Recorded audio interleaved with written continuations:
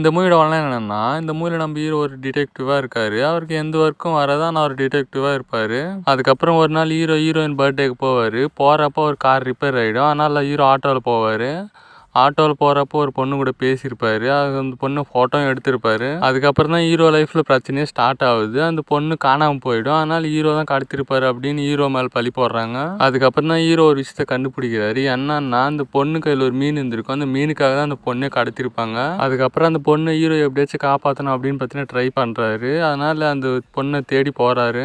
அதுக்கப்புறம் கடைசியில் அந்த பொண்ணையும் மீனையும் கண்டுபிடிச்சி இந்த பிரச்சனையை ஹீரோ சரி செஞ்சாரா இல்லையா, இதுதான் இந்த மூவியோட ஆன்லைன். இந்த மூவி எனக்கு பிடிச்சான்னு கேட்டிங்கன்னா இந்த மூவி பார்த்தீங்கன்னா எனக்கு பிடிச்சிது.